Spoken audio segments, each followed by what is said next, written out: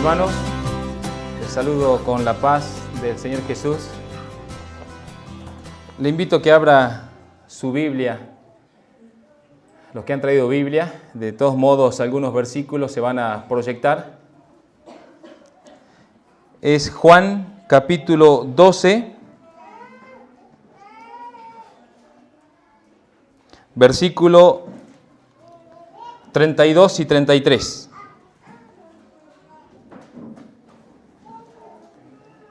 Juan capítulo 12,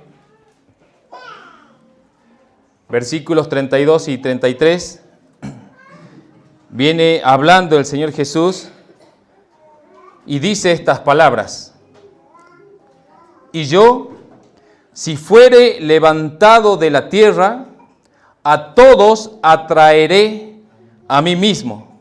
Y decía esto dando a entender de qué muerte iba a morir. Este versículo estuvo en mi mente y cautivó realmente mis pensamientos, y he querido meditar esta noche en este pasaje bíblico. Es mi intención poder trillarlo una y otra vez y poder ir al fondo de esta cuestión, por decir de alguna manera. ¿A qué se refiere el Señor Jesús con que Él, si fuera levantado en esa cruz, a todos iba a traer hacia sí mismo? Vamos a orar.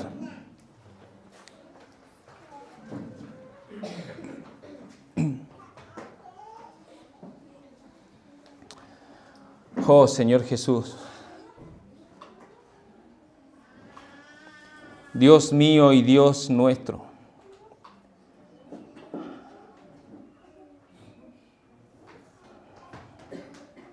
te ruego que nos hables, Señor Jesús, por medio de este mensaje, por medio de estos pasajes bíblicos que voy a leer. Oh Señor, que seas tú con tu Espíritu Santo, abriendo nuestro entendimiento, abriendo nuestros oídos, acercándonos cada vez más a ti, Señor. Oh Señor, no deseo que esto sea una mera práctica religiosa, sino que, Señor, los cultos sean en verdad nuestra necesidad en todos los sentidos. Nuestra necesidad de alabarte, nuestra necesidad de aprender, nuestra necesidad de compartir, Señor Jesús, el pan y el vino, nuestra necesidad de confraternizar como hermanos. Señor, que sea nuestra verdadera necesidad y que sea por tu Espíritu Santo, oh Señor, la dirección entera de este culto de principio a fin. Te ruego que ordenes las palabras en mi boca, en el nombre santo de Jesús el Cristo.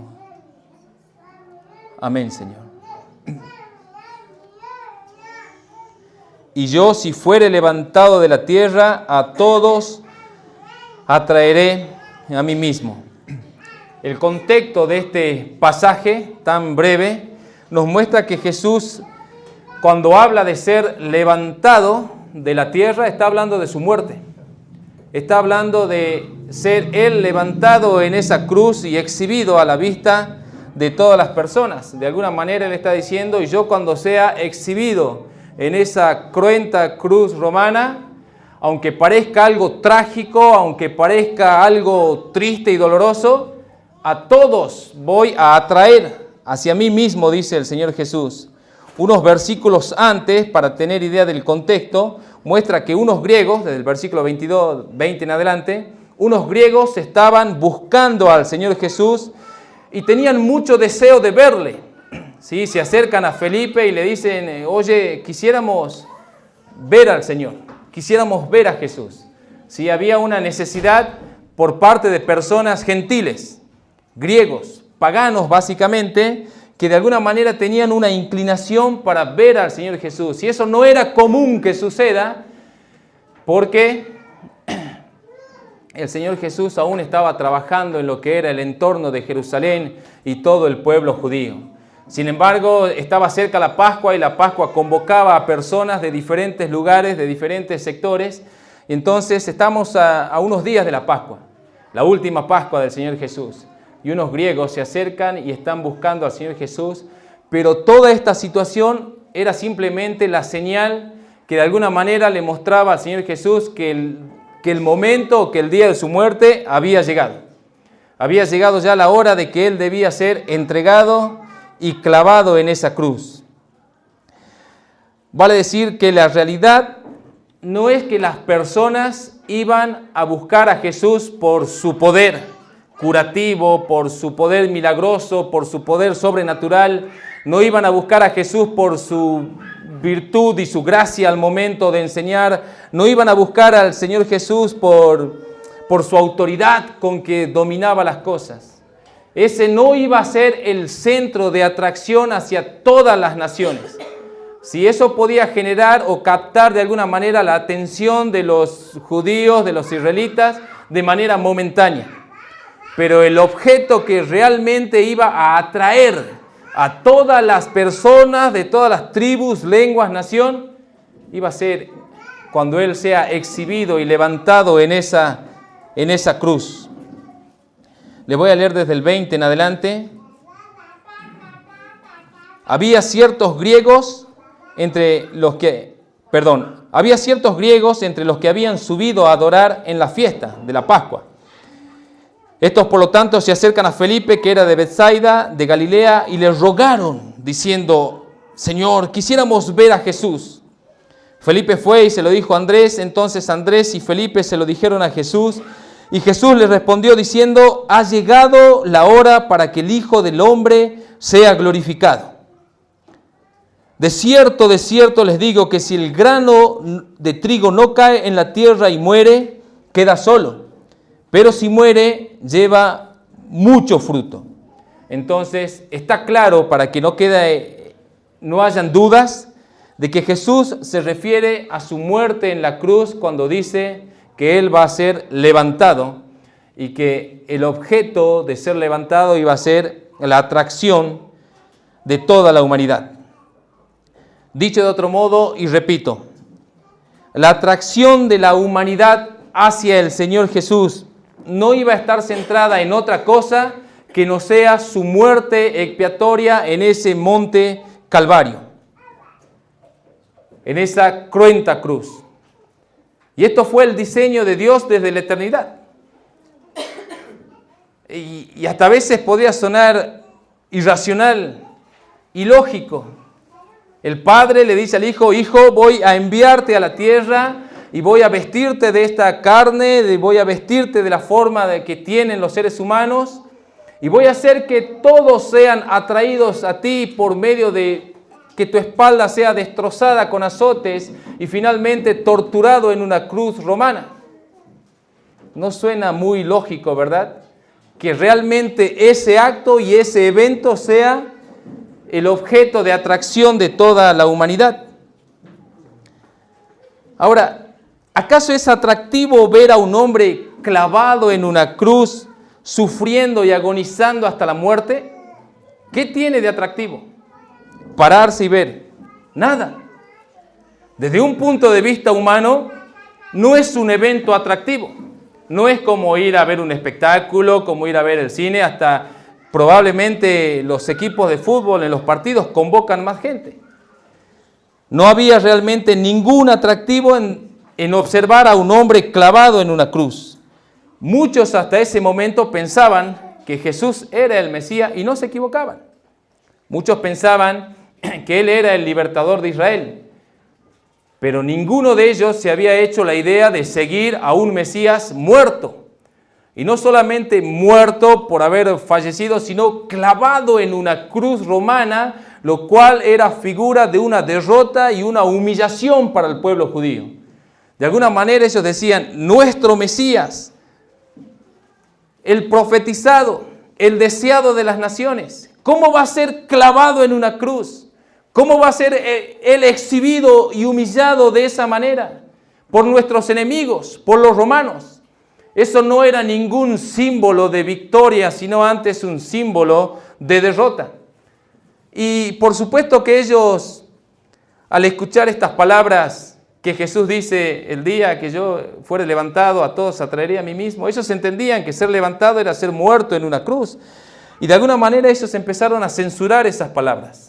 El versículo 34 la gente le responde, dice, le respondió la gente respecto a lo que Jesús ya había dicho: nosotros hemos escuchado de la ley que el Cristo permanece para siempre. Y eso sí es atractivo, ¿verdad? Un hombre que no muere, que tiene vida eterna, que es nuestro Mesías, que va a estar con nosotros. Eso sí tiene un poco más de atractivo. Y ellos dicen: un momento. Tú estás hablando de ser muerto, de ser levantado, pero nosotros hemos leído en los profetas que el Cristo no va a morir, sino que permanece para siempre. ¿Cómo por lo tanto dices tú que es necesario que el Hijo del Hombre sea levantado, o sea, que sea crucificado, que sea exhibido de esa manera? ¿Quién es este Hijo del Hombre? De alguna manera ya empezaron a dudar. Este hombre no es el Mesías profetizado. Este hombre no es el Cristo que nos habló Ageo, que nos habló Isaías y los demás profetas. Este hombre es un falso. Porque si fuera el verdadero no tiene que morir. Incluso Pedro, discípulo del Señor, que había estado con él, que le había acompañado aún en el monte de la transfiguración, habiendo degustado tantas experiencias personales, está con Jesús. Y él también va a censurar, de alguna manera va a reconvenirle a Jesús. Cuando Jesús empieza a hablar de que tenía que padecer mucho en Jerusalén y de esa manera morir, Pedro de alguna manera le dice: en ninguna manera esto te acontezca, Cristo nuestro, tú tienes que vivir para siempre y nunca jamás vas a morir. De alguna manera, esa fue la intención detrás de esas palabras. Y ya vemos que Jesús responde: oh, buen siervo y fiel. No, cállate, Satanás. No eran palabras dictadas por el Espíritu Santo, sino algo puramente humano. Las personas, con todas sus reconvenciones, con todas sus respuestas, daban a entender que no les agradaba en absoluto la mera idea de un Cristo muerto en una cruz. Para ellos esa imagen no era atractiva. Que Jesús diga: yo voy a ser levantado en una cruz y ¿saben qué? Todos van a venir corriendo hacia mí. Y ellos dicen: eso no tiene nada de atractivo. Esa escena en sí no tiene nada de atractivo. Que el hecho ya de que tú fallezcas no es atractivo. Y mucho menos que fallezcas a manos de romanos, de nuestros enemigos, derrotado y exhibido. Porque ser colgado de un madero era una muerte humillante. De alguna manera las personas pasaban por allí y el mensaje de la cruz era: a cualquiera que se subleva contra la autoridad de César, termina así. Y que el Mesías termine así. Un momento, eso no era realmente atractivo para ninguna de las personas. Eso, humanamente hablando, no tiene atractivo. ¿Cómo podían las personas ser atraídas por un Cristo muerto en una cruz? ¿Qué tiene de atractivo esa imagen? Muchas personas morían crucificadas en aquel tiempo y detenerse a mirarlas no tenía en sí nada de atractivo. Podía generar muchas clases de sentimientos, como odio, como lástima, como conmiseración, como desprecio, como apatía, como indolencia, pero menos atracción. ¿Sí? De hecho, otras personas probablemente hayan ocupado el Gólgota, siendo exhibidos y clavados en una cruz, y las personas pasaban por allí, y créanme que no les atraía en absoluto mirar siquiera a quienes estaban clavados en esa cruz. Sin embargo, cuando se trata del Señor Jesucristo, levantado en esa cruz, se nos dice, y Él mismo dice, que ese es el cuadro de atracción más glorioso para toda la humanidad. ¡Wow!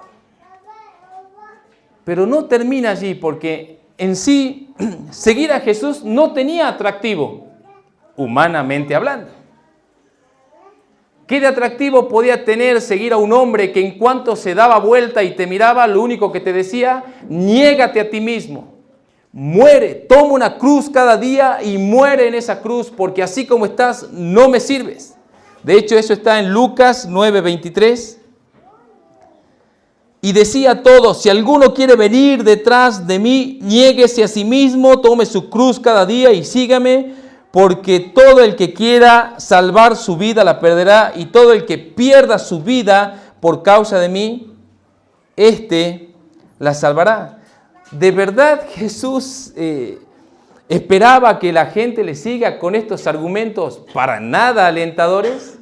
¿Con estas respuestas cero atracción? ¿Qué de atractivo podía tener ir detrás de un maestro y lo único que hace de alguna manera es espantarte con esos argumentos? Decirte, ¿quieres seguir en pos de mí? Tú no me sirves para nada, renuncia a lo que tienes, niégate al yo. ¿Y saben qué? Lo sigue diciendo hasta el día de hoy y sus palabras no han cambiado.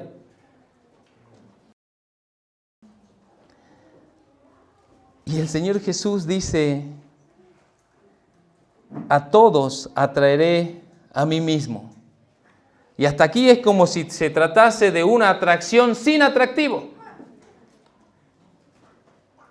Y es obvio que no se trata de una atracción física, según la carne. Estamos hablando aquí de una atracción espiritual, no de una belleza física, material, sino de una atracción espiritual. ¿A qué se refiere el Señor Jesús cuando habla de atraer a todos hacia Él mismo? Bueno, lo primero que diremos es que su atracción no es un sentimiento carnal. ¿Sí? ¡Ay, cuánto me gusta el Señor Jesús! Según la carne, no. Su atracción es una acción consecuente, ¿sí? Algo que se da después de que ha sucedido primero otra cosa. Y también el vocablo griego atracción, que aquí se traduce como atracción, también es arrastrar.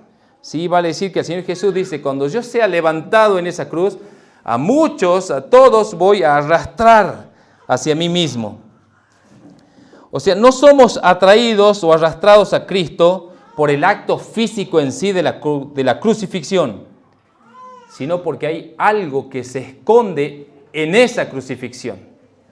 Y eso es lo que en verdad es atractivo. Tampoco es una atracción instantánea, de una mirada al paso, de que voy pasando, ¡wow! ¿Quién está en la cruz? ¿Cómo me atrae? No, sino es consecuencia de sentarse o de detenerse a contemplar esa imagen del Cristo levantado en esa cruz. Hay algo cautivante allí en esa cruz, algo atractivo hay en ese monte Calvario que detiene a las personas y que lo ha hecho durante siglos. Siglos, siglos y siglos han pasado de personas que se han detenido detrás de esa imagen y no han querido mover su mirada probablemente de ese cuadro. Aún los que presenciaron ese momento, los que presenciaron el evento de la cruz, experimentaron también cierta conmoción entreverada con terror y dudas. De hecho, un centurión que estaba allí gritó a gran voz, verdaderamente este hombre es el Hijo de Dios. ¿Y qué lo llevó a hacer tal declaración? ¿Por qué un hombre romano gritaría de esta manera? Y es que una de las primeras cosas que envuelve el evento de la crucifixión de Jesús son algunos eventos extraordinarios y deslumbrantes que sucedieron aquel día. No fue una crucifixión común. Y vamos a empezar por los eventos. Jesús nos dice, el día que yo sea levantado voy a traer a todos a mí mismo. ¿De qué manera, Señor? Primeramente sucedieron cosas ese día que nunca antes habían sucedido con ningún otro que había sido clavado en una cruz. Muchos probablemente, como he dicho, habían ocupado el Gólgota. Pero al declinar el día, su muerte y su historia se fumaba con ello y su cuerpo era arrojado en el olvido. Sin embargo, el caso de Cristo es un evento totalmente diferente, sobresaliente, extraordinario, porque aquel día el cielo mostró su desagrado. Todo se oscureció a plena luz del día. A pleno mediodía no había luz. Todo estaba oscuro, tinieblas cubrieron la tierra. Y unas tinieblas que no eran normal, no era natural.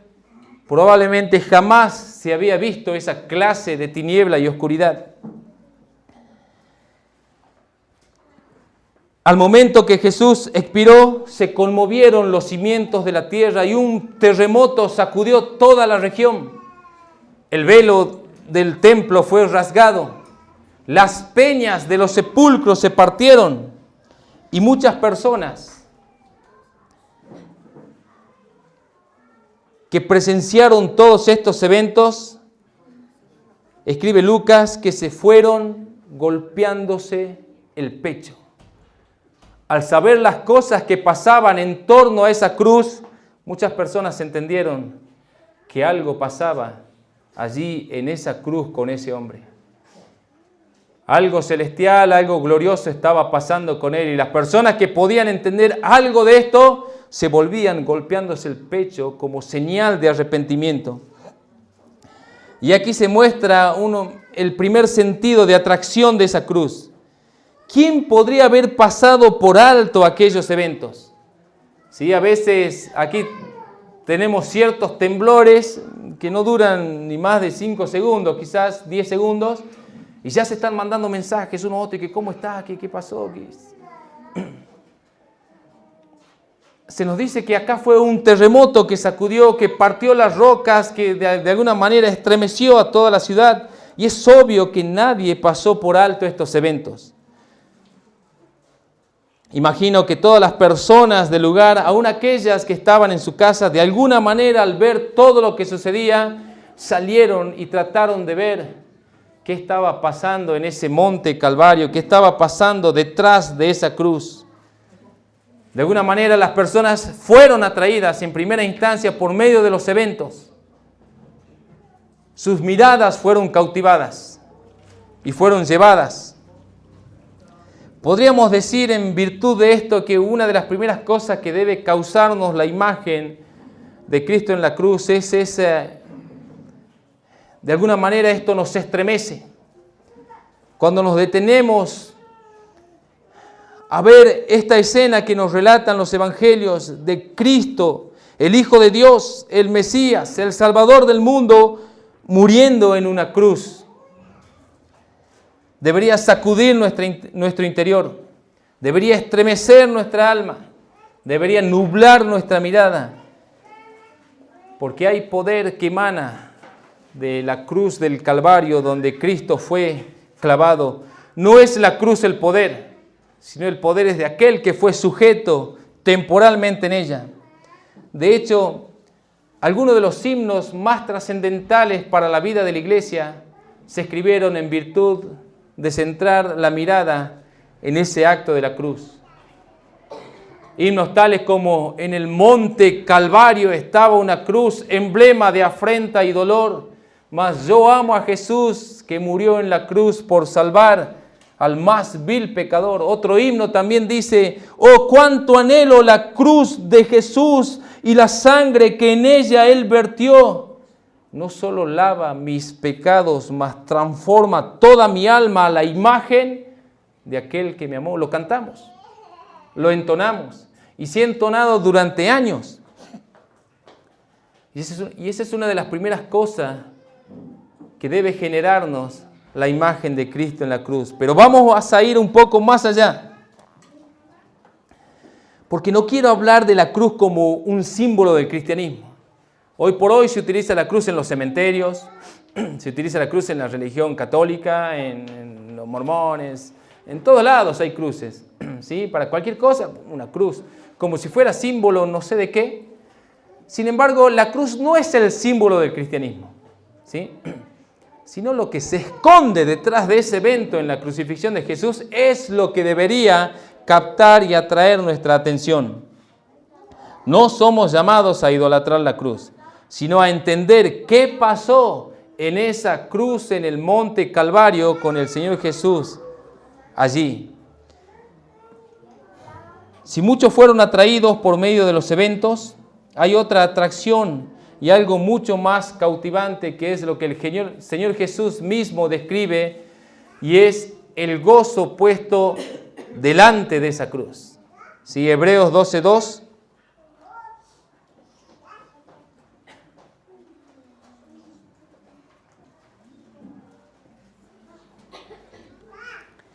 Puesto los ojos en Jesús, el autor y consumador de la fe, el cual por el gozo puesto delante de él sufrió la cruz, despreciando el oprobio, y se sentó a la diestra del trono de Dios. Es obvio que en sí la cruz y morir clavado en esa cruz, y no solo eso, sino tener que soportar toda esa copa de ira que debía ser derramada sobre nosotros y que fue derramada sobre él. Tener que llevar todo eso sobre sus lomos de verdad era aterrador, escalofriante, tener que padecer todas esas cosas. Sin embargo, algo mucho más superior y atractivo se escondía más allá de esa cruz. El gozo puesto delante de esa cruz, un poco más adelante, pasando esa cruz, era realmente también lo cautivante, lo que llevaba al Señor Jesús a atravesar esa cruz. Si bien la cruz fue el escalón más bajo que tuvo que descender Cristo en su humillación, a su vez también fue el trampolín de su gloriosa exaltación. Lo fue, hermanos. Y esto de alguna manera nos enseña que la vida cristiana tiene sufrimientos, tiene padecimientos. Estaba solo el Señor Jesús en esa cruz, abandonado de sus propios aprendices, de sus propios discípulos. Aterrados salieron, porque la cruz aterra. El evento en sí, más allá de que el Señor Jesús dice que es atractivo, humanamente nos espanta. ¿A cuántos aquí les gusta sufrir? Y en cuanto han sufrido un poquito, si no lo fueron a ver, ya se enojaron, ya se ofendieron. ¿Y que por qué no me fuiste a ver cuando estaba enfermo? Sin embargo, acá hay algo mucho más excelente, que es aprender del sufrimiento de Cristo en la cruz. No por amor al sufrimiento, sino por ver lo que se esconde detrás de esos sufrimientos, detrás de esa cruz. Entonces, si por un momento ya empezamos a contemplar a Cristo levantado en la cruz con ojos espirituales, entonces empezamos a distinguir que sí hay hermosura en ese evento. Algo atractivo hay en el monte Calvario que lleva a nuestro interior a querer ir a conocer a ese hombre. Empezamos de alguna manera a experimentar una atracción que no podemos explicar hacia ese hombre llamado Jesús, levantado en esa cruz. Y es un poder que emana de ese sacrificio.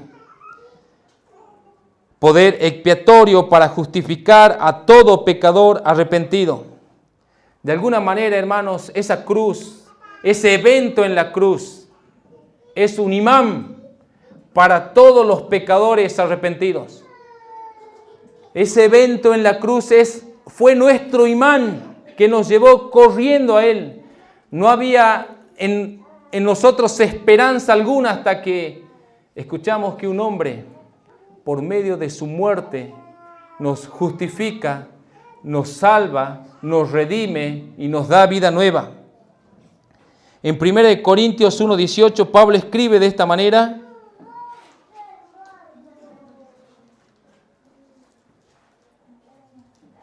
porque la palabra de la cruz, haciendo referencia a lo que es en sí el Evangelio, es locura a los que se pierden, pero a los que se salvan, esto es a nosotros, es poder de Dios. El Evangelio es poder de Dios. El Evangelio, de alguna manera, en un sentido gráfico, emana, hermanos, de esa cruz, del monte Calvario, donde fue puesto Cristo crucificado. Hay poder salvífico en ese evento, poder de perdón, poder de reconciliación, poder de justificación, poder de vida eterna, poder libertador, poder de victoria, y cuántas cosas más se esconden detrás del evento de Cristo en la cruz. Colosenses 2:13.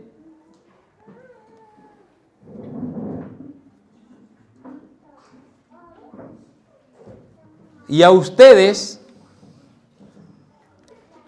estando muertos en pecados, sin la incircuncisión de su carne, les dio vida juntamente con Él. ¿De qué manera? perdonándoles todos los pecados, anulando el acta de los decretos que había contra nosotros, que nos era contraria, quitándola del medio y clavándola en la cruz, y despojando a los principados y a las potestades, los exhibió públicamente, triunfando sobre ellos en la cruz. En la cruz. Su muerte en esa cruenta cruz, en esa cruz sangrienta, aunque parezca irónico decirlo, es un poderoso mensaje de vida para todos los que son atraídos en pos de Él. Para Pablo el apóstol no hay mensaje más importante sino referido al asunto de Cristo en la cruz. Él también va a escribir en 1 Corintios 2:2, puesto que me propuse no saber entre ustedes cosa alguna, sino a Jesús el Cristo y a este crucificado. Entonces, aunque a primera vista contemplar ese evento en la cruz, ese monte Calvario, no tenía nada de atractivo, para muchos eso era símbolo de derrota. No obstante, ese levantamiento de Cristo en la cruz fue trascendental. Victoria sobre el pecado, sobre Satanás y sobre la muerte misma. El aguijón de la muerte fue quitado. El acusador, que es el diablo y Satanás, también fueron vencidos en esa cruz. Y si empezamos a mirar este evento con ojos espirituales, si empezamos a ir más allá de lo atractivo físico que pudiera tener un acto así, empieza a ser atractivo. La cruz empieza a ser nuestro atractivo. No porque nos sea impuesta. Es nuestra la necesidad de ir a Cristo en la cruz. Es nuestra la necesidad de correr a Cristo en la cruz. No es arbitrario, no es que Él la pone de manera obligada. Somos nosotros que, entendiendo de alguna manera y siendo atraídos hacia Cristo, llegamos a Dios y le decimos, también queremos estar en esa cruz. También queremos ser clavados en esa cruz y morir.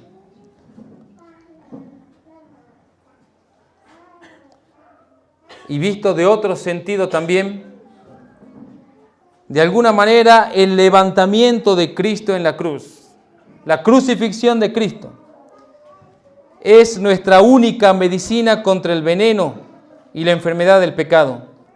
Del mismo modo que Moisés tuvo que erigir sobre un asta una serpiente de bronce en el desierto, a fin de que todos los que miraban a esa serpiente alzada en el asta eran curados y sanados de ese veneno mortífero de las serpientes ardientes que les mordían en el desierto. Bueno, todo eso simplemente fue una figura que tipificaba la muerte de Cristo en la cruz. Hasta que llegado el verdadero evento, fue levantado esta vez, ya no una serpiente de bronce, sino el Mesías fue levantado en esa cruz para que todo aquel que en Él cree y ponga su mirada y su esperanza en Él, sea curado. ¿De qué? Del veneno del pecado que nos fue introducido por medio de esa serpiente antigua que es el diablo y Satanás.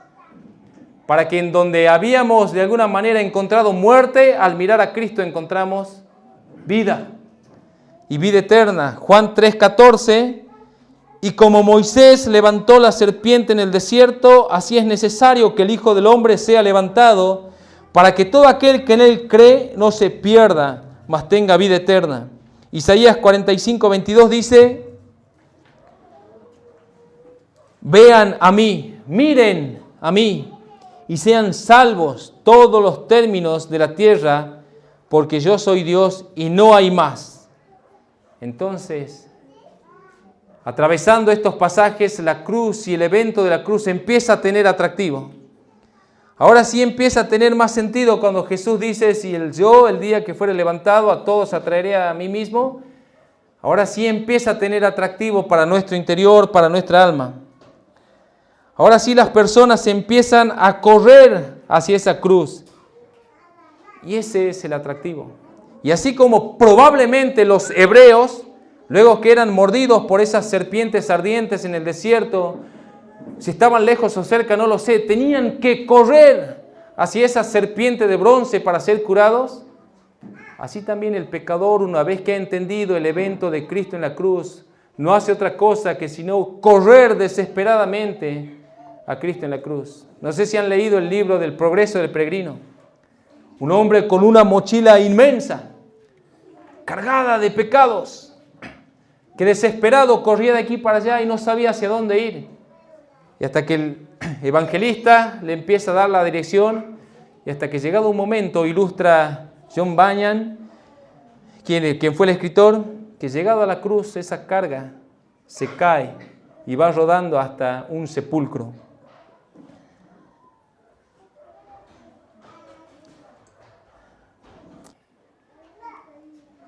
No es atractivo quizás hablar de estas cosas.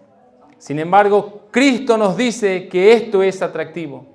Somos nosotros de alguna manera lo que tenemos que decirle al Señor: oh Señor, atráeme hacia ti, para que yo pueda correr en pos de ti, como escribe Salomón en los Cantares, y no deja de ser una ilustración de la iglesia siendo atraída hacia su marido.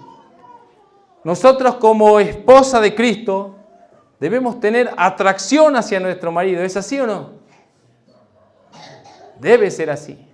Y esa atracción debe ser real en la vida de la iglesia. De acuerdo a la convicción que el Señor Jesús nos va dando y en esa convicción que empezamos a crecer, yo quisiera y anhelaría también tener la misma que Pablo, cuando Pablo de alguna manera no solo deseaba en el sentido espiritual ser como Cristo, vivir como Cristo, sino llegado a un punto él mismo expresa que también quiere ser partícipe de los padecimientos de Cristo en su muerte, si en alguna manera también llegase a la resurrección de entre los muertos. Tal era la atracción y la admiración que tenía Pablo por ese cuadro de su Redentor y su sustituto clavado en la cruz, que de alguna manera él también expresa lo que dice Gálatas 6:14.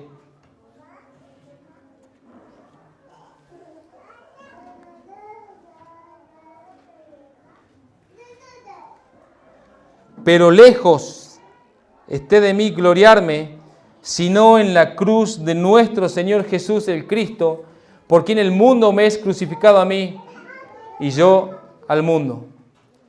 Y cada uno de nosotros, hermanos, como cristianos, deberíamos experimentar exactamente lo mismo, la misma atracción. Jamás deberíamos ver la cruz como una escena desgarradora, terrorífica, que genera lástima, conmiseración. Cristo no necesita la conmiseración de nadie. Pero esa cruz y ese evento en la cruz debe atraernos. Debemos entender este pasaje de Juan 12:32 en la manera en la que el Señor Jesús lo está diciendo y en la manera en que lo están entendiendo aquellos que degustaron de esa atracción. ¿Quién es ese hombre que está clavado en la cruz? ¿Quién es ese hombre que ha ocupado tu lugar en la cruz? Quiero hablar con él. Quiero acercarme a él, quiero dialogar con él, quiero conocerlo.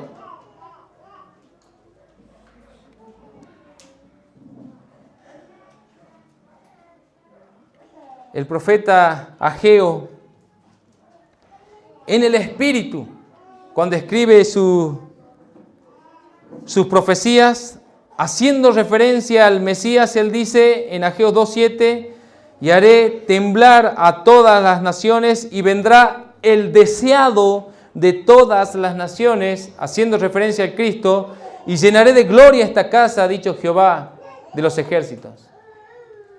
Entonces tenemos aquí varios puntos bíblicos que nos muestran que Jesús el Cristo atrae a las personas, es el deseado de la humanidad.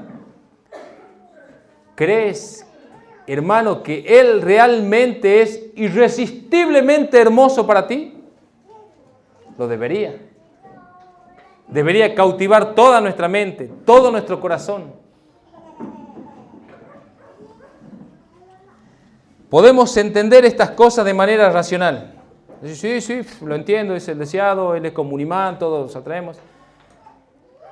Pero otra cosa diferente es que eso sea verdad en nuestros miembros, que sea verdad en nuestras vidas, que no haya descanso en nosotros en la mañana sin haber estado de rodillas delante de Él, que no haya tranquilidad durante el día sin haber hojeado algo de los testimonios de Él, y que no haya paz en las noches sin haber llegado a Cristo de rodillas en oración, agradeciéndole. Eso es atracción. En términos humanos, ustedes saben lo que es la atracción. Hacia afuera hay atracción para el dinero. ¿Sí? La gente se desespera y quiere más dinero y el dólar, devalúa el peso y qué sé yo, y van. Eso es algo de atractivo. Algo atractivo cuando quieren comprarse cosas. Pasan por una vidriera y wow, y ya empiezan a calcular la tarjeta y que el sueldo y que cuando me ingresa lo de ANSES y cosas así, que es atracción, hermanos. Ustedes saben lo que es la atracción. Y que lo compremos, que hagamos un sacrificio, que qué sé yo. Y sí, lo haremos. Y también dentro de lo que es el noviazgo y la parte del matrimonio, también experimentamos lo que fue la atracción.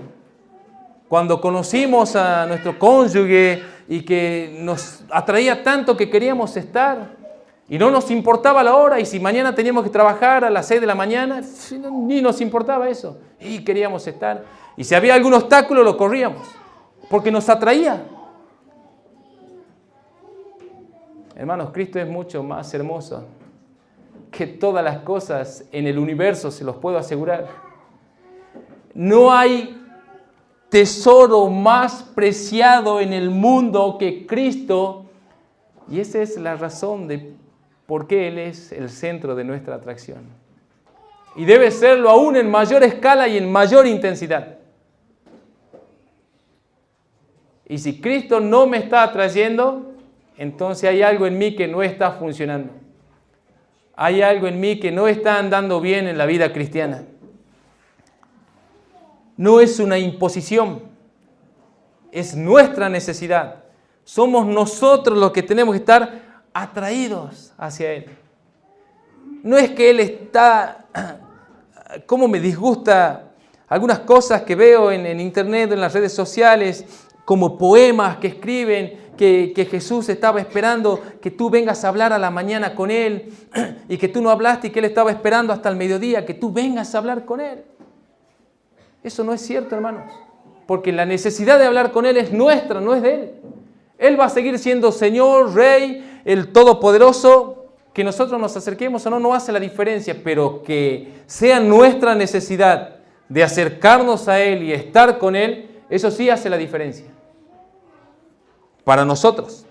En nosotros tiene que cambiar, en Él no cambia nada, porque Él es inmutable y no hay en Él sombra de variación.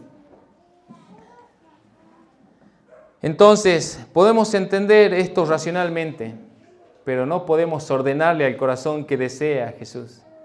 Desea a partir de mañana a Jesús. No podemos ordenarle, pero sí podemos forzarlo. Y sí podemos esforzarnos en el sentido físico. ¿De qué manera? Yendo a Cristo. Yo les he leído muchas veces Isaías 26:9 y se los vuelvo a leer. Isaías 26:9, solamente la primera parte del versículo dice: con mi alma te he deseado en la noche, y en tanto que me dure el espíritu dentro de mí, madrugaré a buscarte. Ponga el reloj 1 hora antes. Busque al Señor. Hermanos, es mejor que lo encontremos en esta vida, para que cuando estemos delante de Él lo conozcamos, a que nunca lo busquemos y el día que estemos allá tengamos que huir de Él avergonzados, como escribe Juan. Entonces, entre tanto que tengamos vigor, vitalidad y Él haya puesto su espíritu en nosotros, tanto en el sentido espiritual como en el sentido físico, madrugue a buscar a Cristo. Vaya en pos de Cristo. Experimente esa atracción. Cristo no es poesía. Él no está hablando de retórica cuando dice que a todos va a atraer. Eso es verdad. Ahora, que usted no lo haya experimentado es un conflicto personal. pero debemos experimentarlo. Debemos ir en pos de Cristo. Salmo 119:10. Con todo mi corazón te he buscado, no me dejes desviarme de tus mandamientos. Con todo mi corazón te he buscado. Que Él sea el deseado no es una opción. Él es el deseado y punto. Y aquellos que tienen los ojos espirituales van a ser atraídos en pos de Él. Y si Él está en una cruz, pues con más razón. ¿Por qué? Porque los ojos espirituales nos permiten ver las cosas que se esconden detrás de esa cruz. Hay algo que atrae en ese monte Calvario y es Cristo Jesús, la vida eterna, el camino, la verdad. La iglesia debe ser atraída hacia su esposo y debe desearle con todo su ser, con todos sus miembros, con todas sus células. Debemos buscar, experimentar, orar. Tiene que haber una inclinación natural por orar juntos.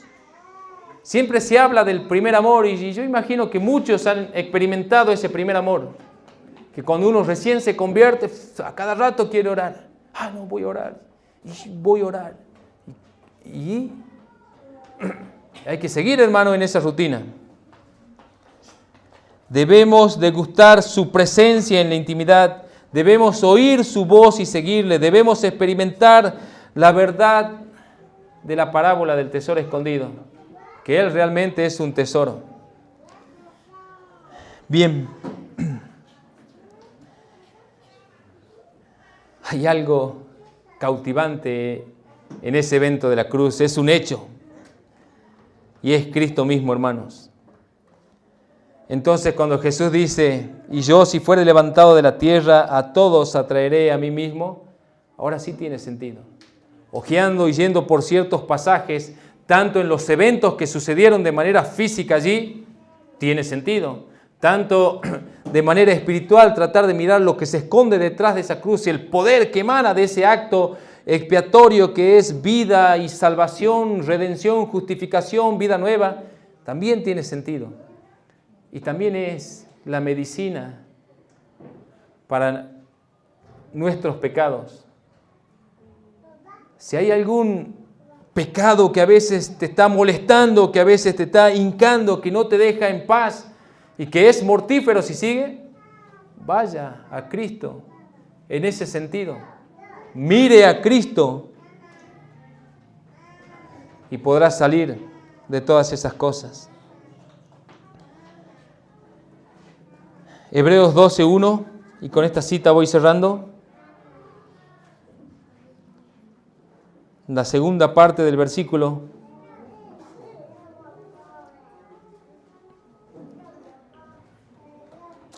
Despojémonos de todo peso y del pecado que nos asedia y corramos con paciencia la carrera que tenemos por delante. ¿De qué manera? Puesto los ojos en Jesús, el autor y consumador de la fe, el deseado de todas las naciones, el imán de los pecadores arrepentidos. Debemos experimentar esa atracción. Y no solo eso. Usted tiene de alguna manera que vivificar ese evento. ¿De qué forma? No sé si les ha pasado o no, pero en algún punto el pecador arrepentido llega a dolerse tanto y a quebrarse tanto que empieza a preguntarse, ¿quién es ese hombre que me sustituyó en la cruz? ¿Quién es para que vaya a hablar con Él? ¿Quién es para que vaya a agradecerle? ¿Quién es para que de alguna manera me arroje a sus pies y le agradezca? ¿Quién es para que le siga? ¿Quién es para que vaya en pos de Él? ¿Quién es para que me aferre a sus vestidos y no me suelte, para que pueda estar asido de Él? ¿Quién es? ¿Dónde está? Como también Salomón escribe en el libro de los Cantares, ¿dónde se esté hasta mediodía? ¿A dónde te sientas a comer la fruta? ¿Dónde te encuentran los hombres? ¿A dónde se experimenta esa atracción? ¡Wow! Que parece un misterio. Pero tiene que ser un hecho y tiene que ser verdad, hermano. Entonces, vayamos en pos de Jesús, atraídos por Cristo. La paz del Señor, hermanos.